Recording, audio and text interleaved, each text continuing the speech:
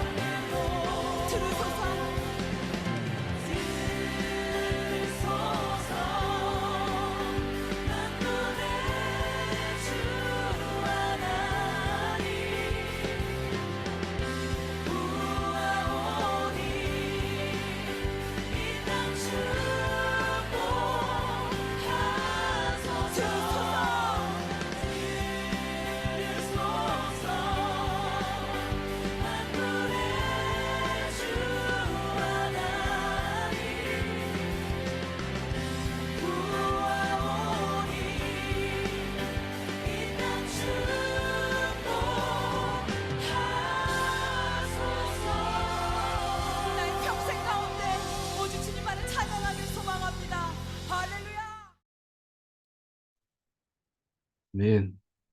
어, 주님을 찬양하고 주님을 경배합니다. 오늘 말씀 같이 보겠습니다. 오늘 말씀은 히브리서 7장 11절에서 22절입니다. 같이 봅니다. 제7장. 레위 계통의 제사 직분으로 말미암아 온전함을 얻을 수 있었으면 백성이 그 아래에서 율법을 받았으니 어찌하여 아론의 반차를 따르지 않고 멜기세덱의 반차를 따르는 다른 한 제사장을 세울 필요가 있느냐. 제사 직분이 바꾸어졌은즉 율법도 반드시 바꾸어지리니 이것은 한 사람도 제단 일을 받들지 않는 다른 지파에 속한 자를 가리켜 말한 것이라. 우리 주께서는 유다로부터 나신 것이 분명하도다.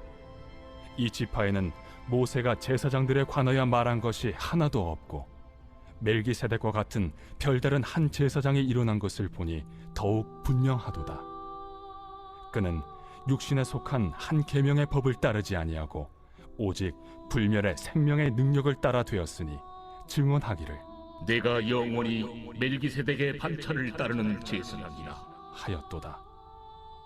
전에 있던 계명은 연약하고 무익함으로 패하고 율법은 아무것도 온전하게 못할지라. 이에 더 좋은 소망이 생기니 이것으로 우리가 하나님께 가까이 가느니라. 또 예수께서 제사장이 되신 것은 맹세 없이 된 것이 아니니 그들은 맹세 없이 제사장이 되었으되 오직 예수는 자기에게 말씀하신 이로 말미암아 맹세로 되신 것이라. 주께서 맹세하시고 뉘우치지 아니하시리니 내가 영원히 제사장이라 하셨도다. 이와 같이 예수는 더 좋은 언약의 보증이 되셨느니라. 아멘. 오늘 말씀 음, 오늘 말씀에 있어서 일단 가장 중요하게 우리가 봐야 되는 것은 바로 율법입니다.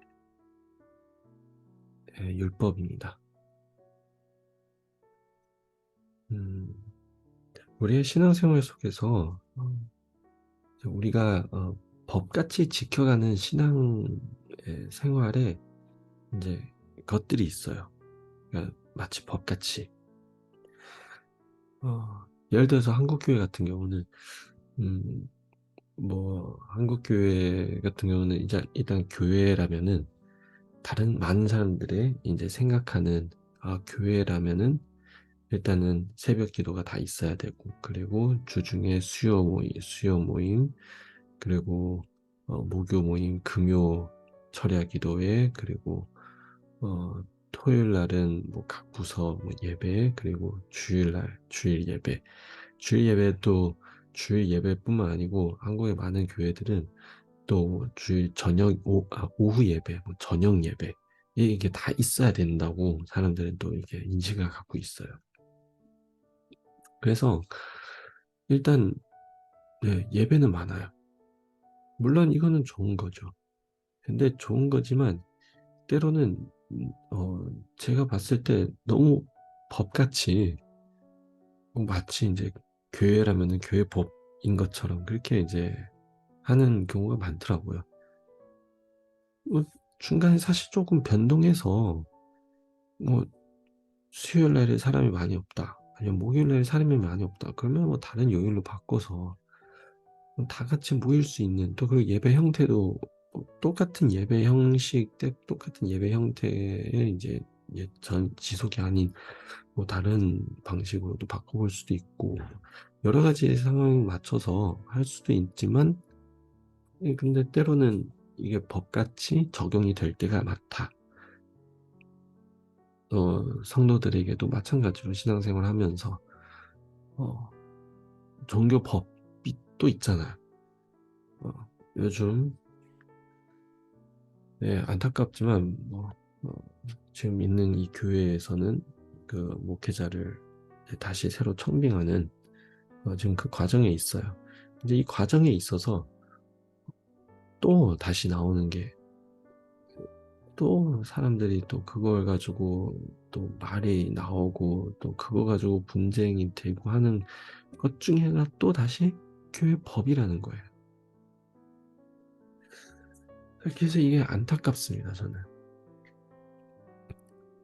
오늘 말씀 속에서 얘기하고 있는 한 가지가 뭐냐면은, 만약에 법으로 우리가 구원을 얻을 수 있고 법으로 우리의 신앙생활을 유지해 나갈 수 있다면은, 그러면 예수님이 오셔야 될 이유가 없다라는 거예요.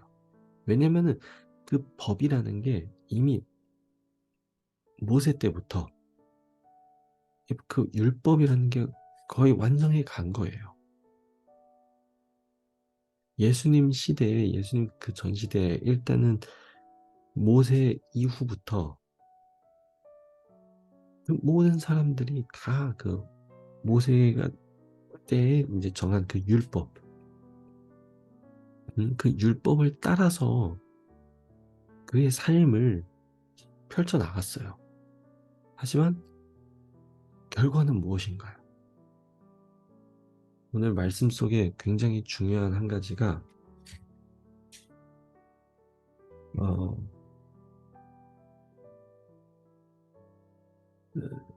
10,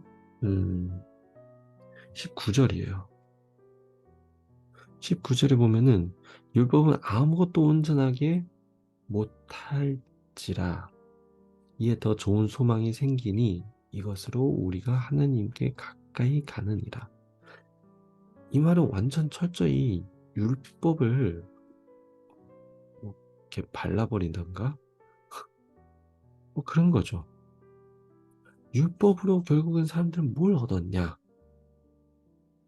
로마서에 이렇게 얘기하고 있어요. 율법은 사람에게 죄를 알게 함이니라 라고 해요. 그러니까 율법은 사람이 죄를 알게 하는 건, 그건 맞아요. 분명히 있어요. 왜냐? 율법 정한 대로 이 법에 이 정한 것에 어긋나면은 사실 죄로 이제 인정을 하고 죄로 받는 거죠. 보는 거죠. 그러니까 당연히 맞아요. 율법이라는 건 사람을 죄를 깨우치게, 죄를 알게 함이에요. 근데 그걸로 그치는 거예요. 죄를 알고 나서 다음은요. 사람들은 율법을 통해서 계속 그냥 죄의 반복, 죄의 연속, 죄의 연장선에만 있는 거예요. 그래, 나는 범죄하고 나는 죄인이야. 그리고 매번 율법을 볼 때마다 누가 온전한 사람이 어디 있어요. 그러니까 계속 나는 죄인이야, 나는 죄인이야. 그리고 나는 죄인이야밖에 안 되는 거예요. 하지만 예수님이 오셔서 그 율법을 깨트리는 그 역할을 예수님께서 감당하신 거예요.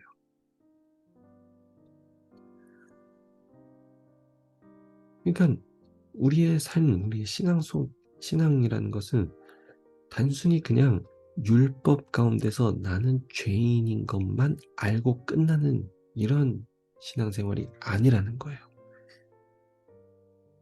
예수님 오셔서 우리에게 새로운 생명을 주셨어요. 구원의 생명을 주셨어요. 거듭난 생명을 주셨어요. 우리가 다시 주님 앞에서 하나님 안에서 다시 옛 사람이 아닌 새 사람으로 살아갈 수 있는 그 은혜를 예수님께서 베풀어 주셨어요. 예수님의 희생으로, 십자가의 죽음과 그 부활을 통해서. 그러면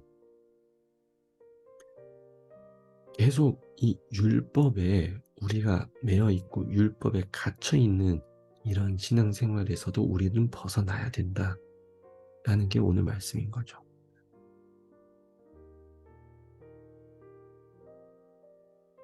우리는 그냥 단순히 나는 죄인이다 라고만 알고 끝나는 그런 삶을 살면 안 되는 거예요.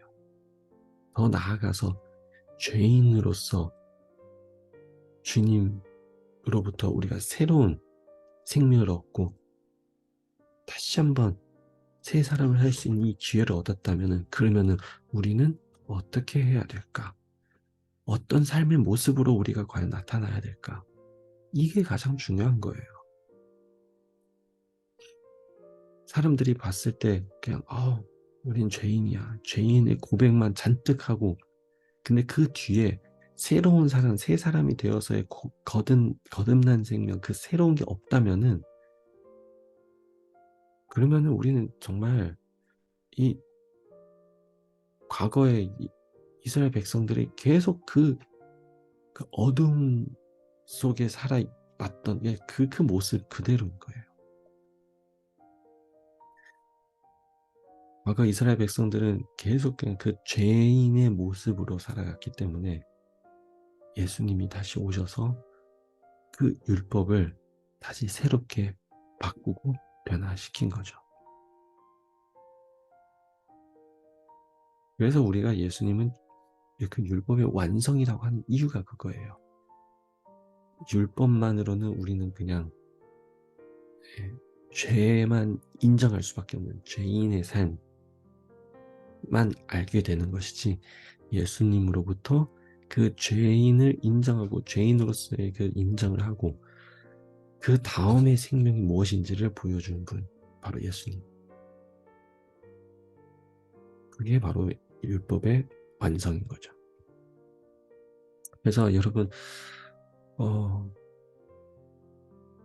당연히 이제 세상 사람들은 때로는 이런 사람이 많아요. 또 자기 죄조차도 인정을 못하는 사람들, 당연히 이런 사람도 있죠.